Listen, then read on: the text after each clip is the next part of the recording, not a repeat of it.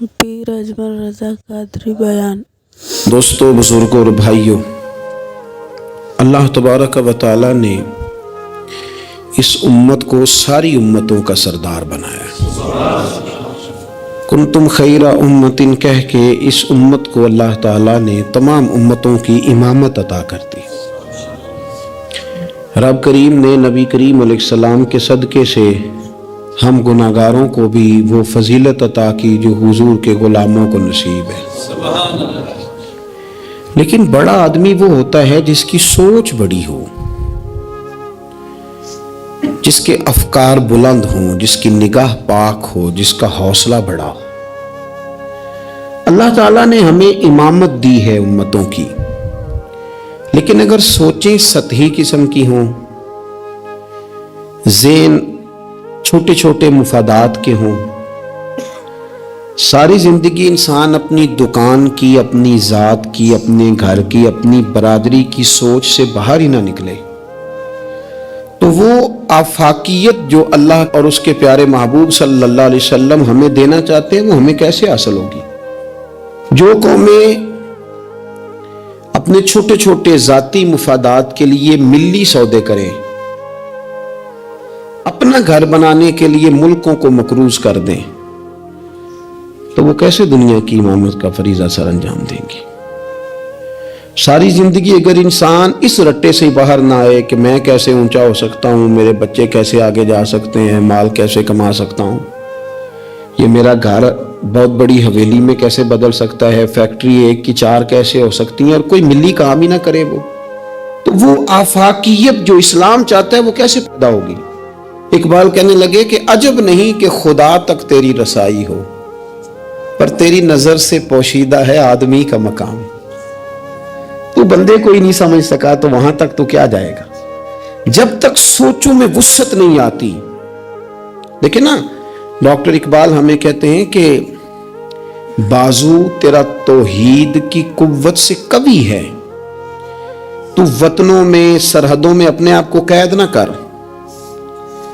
تو اللہ تبارک و تعالیٰ کا نائب ہے اور خدا کے فضل کا تیرے اوپر سایہ ہے، بازو تیرا توحید کی قوت سے قوی ہے، اسلام تیرا دیس ہے اور تو مصطفی ہے، تو اپنے مذہب کو اسلام جان، اپنے وطن کو، اور تھوڑی بڑی سوچ پیدا کر، تھوڑا بڑا۔ اور اقبال کہنے لگے وقت فرصت ہے کہاں، کام ابھی باقی ہے، ابھی آرام سے بیٹھ گئے ہو، ابھی آرام سے بیٹھ گئے ہو، ابھی تو دنیا میں رسول اللہ صلی اللہ علیہ وسلم کے نظام کے جھنڈے کو بلند کرنا تھا، حضور کی آفاقی تعلیمات سے پوری دنیا کو تم نے روشناس کرانا تھا۔ اقبال کہنے لگے وقت فرصت ہے کہاں، وہ کام ابھی باقی ہے، نور توحید کا اتمام ابھی باقی ہے، بھی تو آگے بڑھنا تھا۔ لیکن سطحی سی سوچیں، چھوٹی چھوٹی باتیں، مثلاً امیر دولت کے چکر میں اور غریب اس کمزوری کے احساس میں کہ میں تو غریب ہوں جی، میں تو، غریبی کو بیچا تو نہیں نہ جاتا، غریبی کوئی فار سیل تو نہیں ہوتی، غریبی وہ زخم تو نہیں جسے دکھا دکھا کے بندہ پیسے وصول کرے۔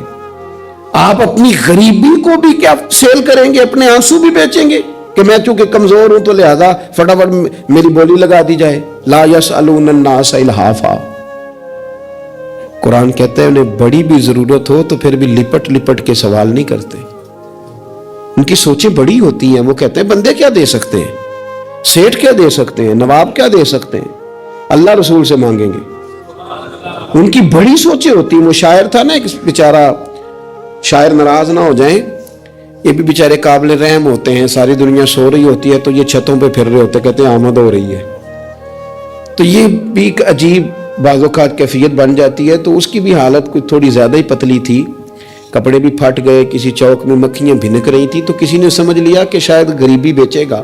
ایک بندہ سیٹھ گزرا تو 5 روپے پھینک گیا، تو وہ شاعر اسے کہنے لگا یہ اٹھا اپنے پیسے لے جا، کہنے لگا وہ آپ کو اس لیے دیں کہ آپ کو ضرورت تھی، بڑا خوددار آدمی تھا، کہنے لگا اگر ضرورت ہوگی تو میں رب سے مانگ لوں گا، اللہ سے مانگ لوں گا ضرورت پڑے گی تو۔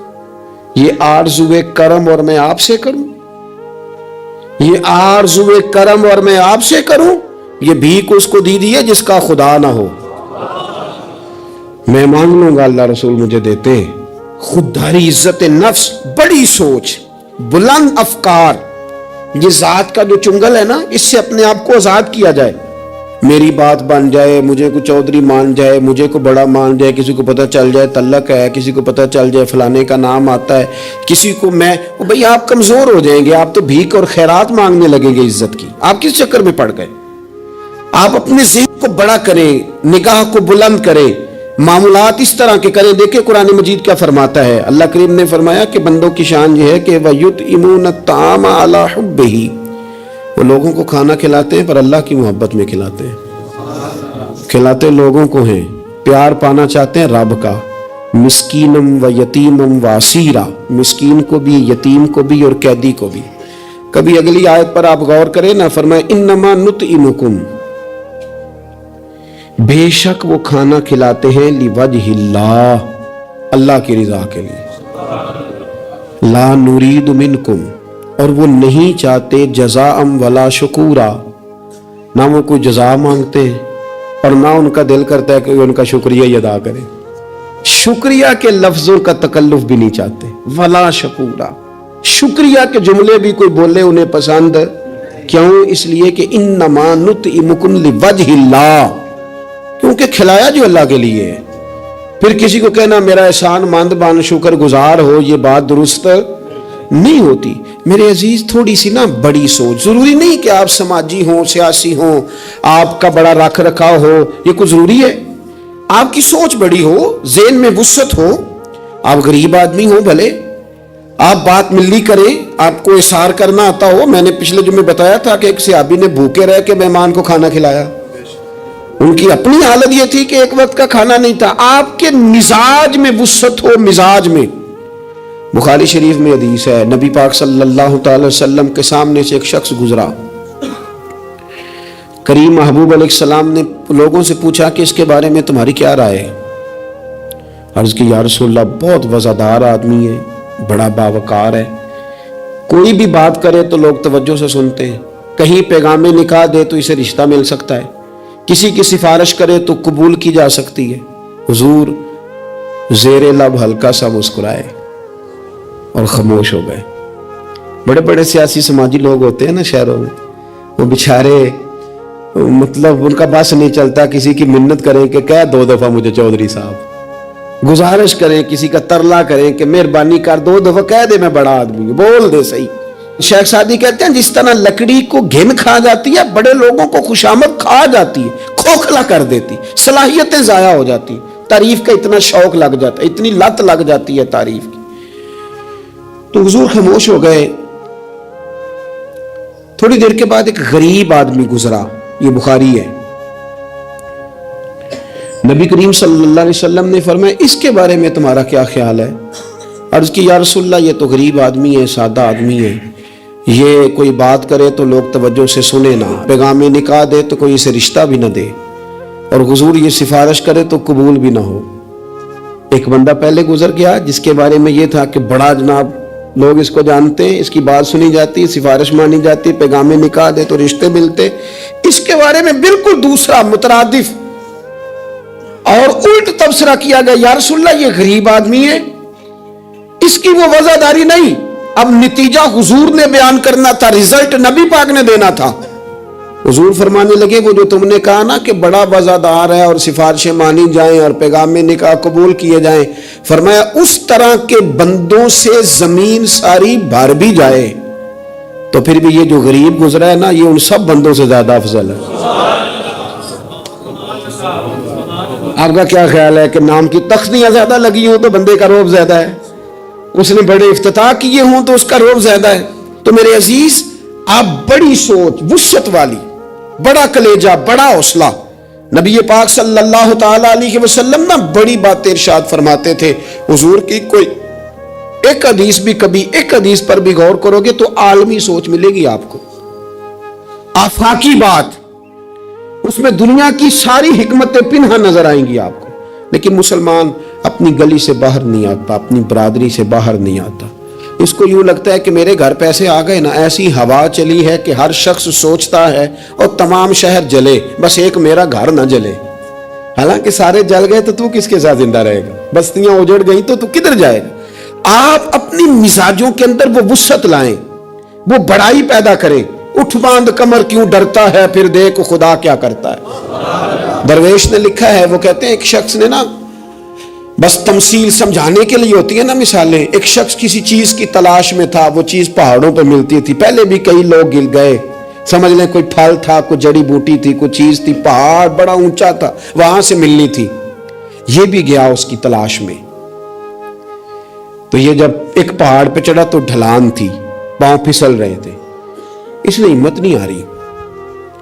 इसने ना कुदाल पकड़ा, सामान पकड़ा लोहा काटने का, इसने वो पहाड़ काट के तो वहां 50-60 सीढ़ियां बनाई।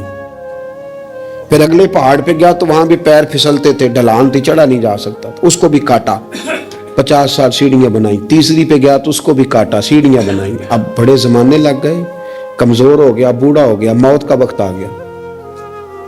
किसी पूछने वाले ने कहा कि तुझे मिला क्या, 3 पहाड़ काट के तूने सीढ़ियां बनाई, तू पहुंच सका नहीं, मिला क्या। कहने लगा तुम्हें पता ही नहीं मैं कामयाब कितना हुआ हूं। मैंने अकेले ने वो चीज नहीं पानी थी, उसको पूरे शहर की जरूरत थी, जहां तक मैंने बना दिया है ना, अब जो सफर शुरू करेगा इसे अगला सफर शुरू करेगा। और मैंने 3 सीढ़ियां तो जिंदगी में बना दी है ना, 3 तो मैंने बनाई है, अब जो सफर शुरू करेगा वो इससे, और मैं कामयाब होके जा रहा हूं, मैंने अपने हिस्से का काम कर दिया। मैं यही कर सकता था, यही माली दा कम पानी देना, ओते पर पर मशका पावे, अगो खालक दा कम फल फुल लाना, लावे या ना लावे तो ड्यूटी तो करना, अपनी तो ड्यूटी नहीं करता। एक बाबा जी बूढ़े थे, हाथ कांप रहे थे हाथ, तो दरख्त लगा रहे थे। एक सियाना बंदा गुजरा, उसने कहा बाबा जी ना आपने फल खाना है, इतनी मेहनत की क्या जरूरत है। वो कहने लगा पुत्र हमारे पिछलों ने लगाए थे ना, उनके फल हमने खाए हैं, हम सोचते हैं कि हम खुद गर्ज ना मर जाएं, हम भी कोई फल लगा दें, चलो आने वाली नस्लें ही खा लेंगी। मैं अगली नस्ल का सोच रहा हूं। भाई मिल्ली सोचे, कौमी, आप कुछ तो कर जाएं ऐसा कि फिर आने वालों को सिफर से ना शुरू करना पड़े। कोई तो ऐसी मंजिल हो, कोई तो ऐसा रास्ता हो, कुछ तो आप बना के दे जाएं, कुछ तो आप कर जाए। इमाम बुखारी हमें बुखारी बना के दे गए, उन्होंने कहा लो मैं तुम्हें हुजूर की सैयदी से जमा करके दे रहा हूं, अब तशरीह करते रहना, अब पढ़ते रहना, कयामत तक सुनाते रहना।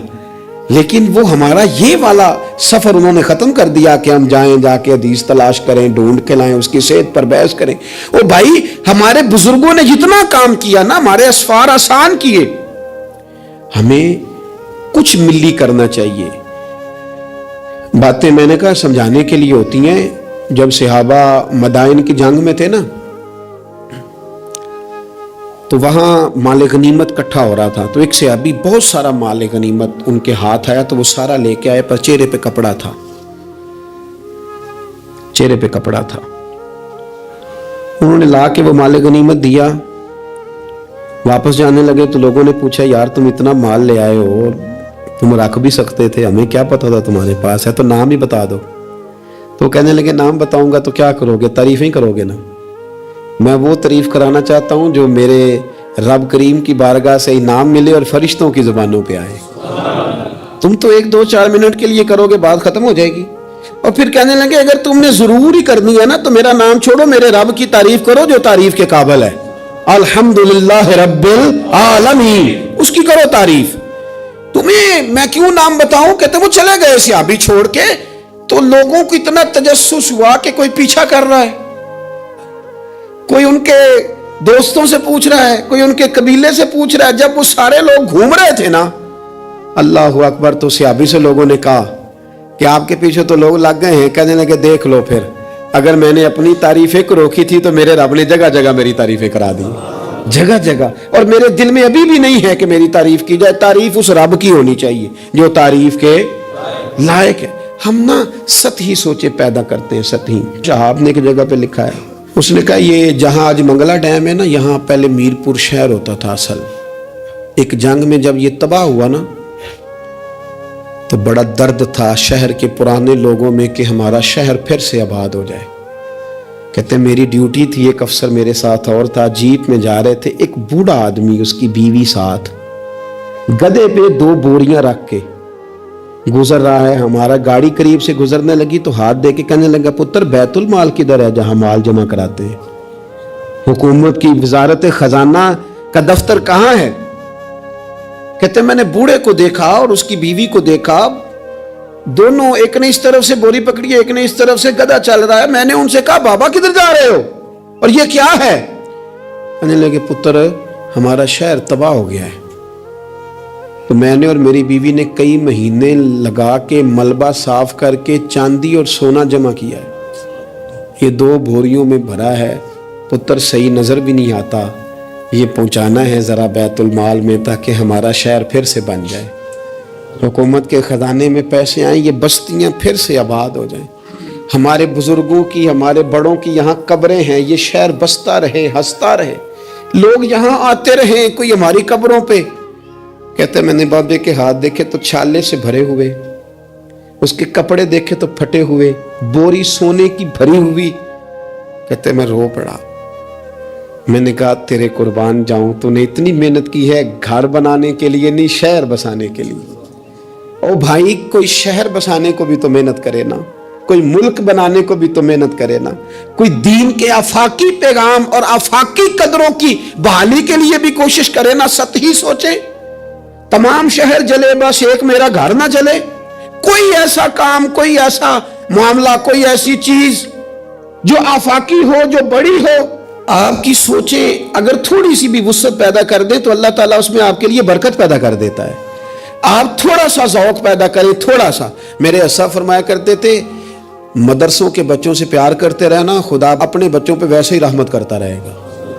किसी गरीब की अश्कशोई करते रहना, घर का चराग खुद ब खुद ही जलता रहेगा। सोचें छोटी हैं, सतही हैं, हमारा मुफाद छोटा है, हम उसके अंदर वुसअत लाने को तैयार नहीं होते, छोटा लालच बर्पा करते हैं, हुजूर बड़ी सोच देते।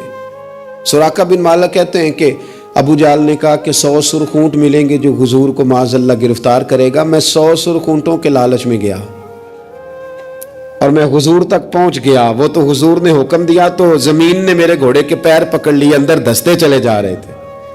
कहते मैंने कहा कि हुजूर मैं 100 सुर्ख ऊंट के लालच में आया हूं। उस जमाने में सबसे बड़ी सल्तनत कैसर रूम की थी और उसकी जो शय सबसे ज्यादा मशहूर थी वो सोने के कंगन थे। जाहिरी तौर पर बड़ा बादशाह और बड़ी चीज हाथों में। आप खास गौर करें मैं क्या कहने लगा हूं। ओ संगियो, वो कहते हैं मैं आया था 100 सुर्ख ऊंट के लिए, तो हुजूर मुझे फरमाने लगे तू 100 सुर्ख ऊंट के पीछे में है और मैं तेरे हाथों में किसरा के कंगन देख रहा हूं। ओ भाई इससे बाहर निकल, अब तू 100 सुर्ख ऊंटों से, ये भी कोई बात है? इतना छोटा मुफाद रखने का क्या मतलब हो? आप अपनी जिंदगी में बड़ी और आफाकी सोच पैदा करें। इमाम गजाली कहते हैं तू बांटने का ज़हन तो बना, खुदा तुझे बांटने की तौफीक भी अता कर देगा। ज़ौक़ तो पैदा कर, लेकिन नहीं, छोटी छोटी बातें, थकी थकी बातें, कच्ची कच्ची बातें, कमजोर कमजोर सहमे सहमे से लोग। ओ हालात के सहमे हुए लोगों को बता दो हालात बदल जाते हैं, कोई एक जैसे नहीं रहते। हर वक्त कमजोर बात करनी और हर वक्त जनाब अंदाज। हजरत सैयदना इमाम ज़ैनुल आबिदीन, बड़ा बांटा उन्होंने, सोच बहुत बड़ी थी। यानी आफाकी मिजाज के लोग, ऊंचे कद का मिजाज, ऊंचे रवैये। एक बंदा आपके पास आया तो उसने आके कहा हुजूर मैं भूखा हूं, मुझे खाना चाहिए। तो इमाम साहब ना ऊंची ऊंची आवाज में रोने लग गए, रो पड़े, दर्द के साथ रोए। फिर घर गए, खाना थैले में बांध के सामान लाए और ला के ना दीवार के साथ रख दिया। उसको बुलाया, कहने लगे फलानी दीवार के साथ मैंने खाना रखा, उठा के ले जा। आपके साहबजादे कहने लगे अब्बा जी एक तो रोना आपका मेरी समझ में नहीं आया, लोग सवाल कर ही लेते हैं, और फिर ये कि आपने दीवार के साथ रखा था उसे दे देने में क्या हरज था। तो इमाम साहब फरमाने लगे पुत्र रोया इसलिए हूं कि यार वो भूखा था और मुझे पता ही नहीं था, पता नहीं कितनी भूख सह कि उसे कहना पड़ा है। दर्द आया है कि खुदा सवाल करेगा कि तेरे पड़ोस में बंदा भूखा था, उस गली में भूखा था, तुझे पता ही कोई नहीं था। रो पड़ा हूं कि मुझे खबर होनी चाहिए थी। और वहां इसलिए रखा है कि हमेशा लेने वाला हाथ देने वाले हाथ से छोटा होता है।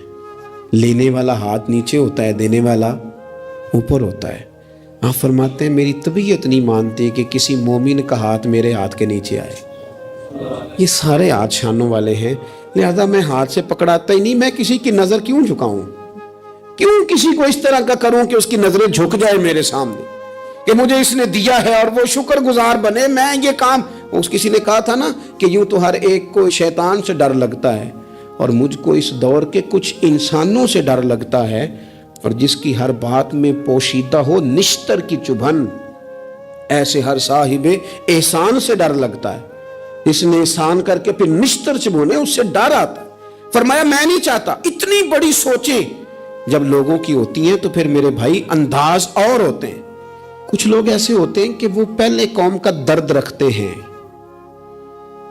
لیکن پھر جب انہیں دولت مل جاتی ہے، کوئی عہدہ مل جاتا ہے، پھر اس طرح کے نہیں رہتے. بعض لوگ پہلے نیک ہوتے ہیں، بڑے پرہیزگار ہوتے ہیں، غریبوں کا درد رکھتے ہیں، ان کی سوچیں سلجھ، پھر ان کو عہدہ مل جاتا ہے، پھر آہستہ آہستہ وہ کہنے لگ جاتے ہیں سارا ٹھیک ہے جی، کدھر ہے مہنگائی؟ کچھ بھی نہیں. بندہ جب تک کرائے کی گاڑی میں سفر کرتا ہے تب تک تو وہ کہہ رہا ہوتا ہے کہ کتنا کرایہ بڑھا دیا آپ نے، 5 روپے